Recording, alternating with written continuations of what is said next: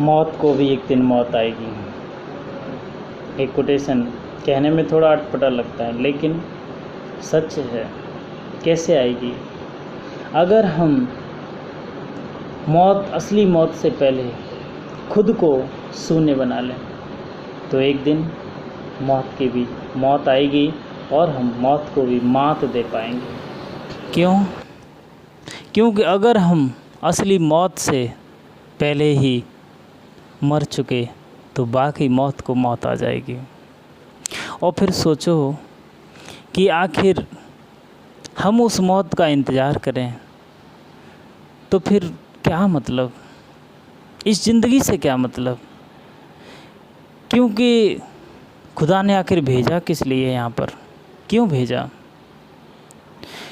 क्या इसलिए भेजा था कि तुम जाओ और माल कमाओ, घर द्वार बनाओ और शोहरत इकट्ठी करो दुनिया की और फिर मर जाओ? मरने के बाद कहीं किसी गांव, मोहल्ले और किसी समाज में पैदा हो जाओ, फिर वही दास्तान, कमाओ, खाओ, धन दौलत इकट्ठा करो और फिर तुम्हारी ज़िंदगी की रात हो जाए। रात होने के बाद कोई दफनाता है, कोई जला देता है, अलग अलग संस्कार हैं। लोगों, ये ज़िंदगी एक खुदा की अमानत है, इसे ऐसे ही ना गंवाएं। खुदा भी बड़े, कहना चाहिए, अपने मकसद से पैदा करता है, इन आत्माओं को इस शरीर में भेजता है, लेकिन बाकी हम इतने अभागे हैं। एक कोटेशन बहुत अच्छा है, माँ गर्र का कल करीम उल रहीम।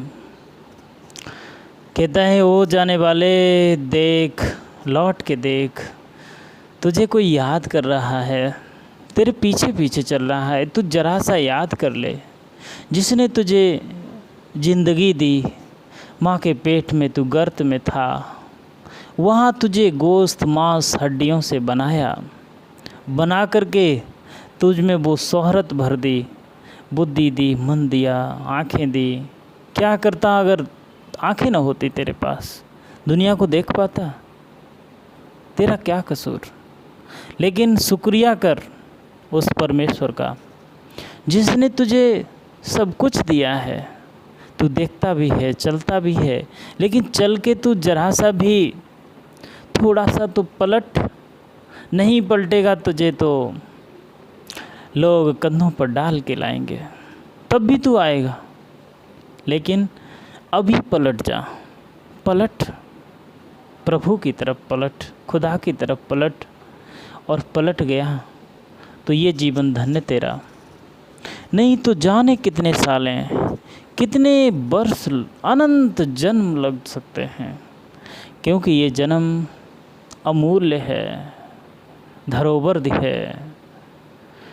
ये दुनिया की शोहरत और दौलत से हजारों, लाखों, करोड़ों गुना बहुत कीमती है। इसे यूं ही न गंवाएं। क्योंकि अच्छा, कुछ लोग कहते हैं कि परमात्मा है नहीं है, लेकिन हम कहते हैं कि आखिर इतनी व्यवस्था दुनिया में जो चलती है, आखिर कोई तो एक रहबर होगा, ऐसा कोई तो होगा पालने वाला, जिसने हमको भी पैदा करता है।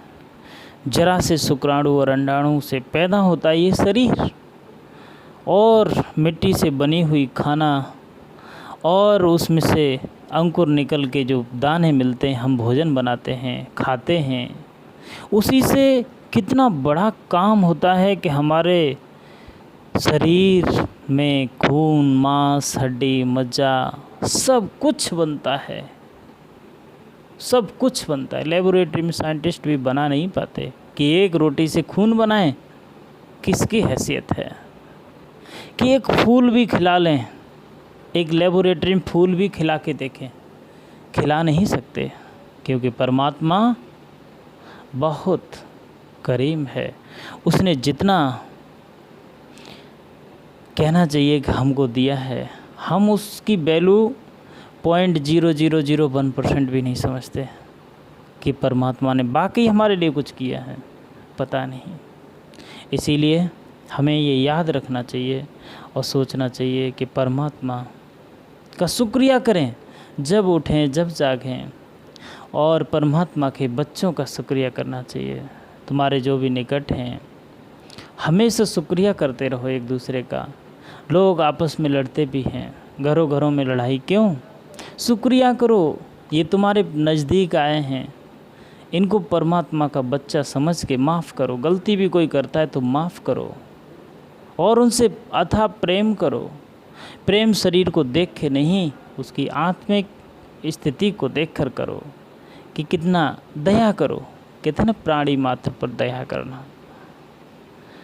तो मौत को भी बाकी मौत आएगी, लेकिन पहले हमें मिटना होगा, शून्यता लानी होगी, शुद्धता लानी होगी, तब हम मौत को भी मात दे पाएंगे।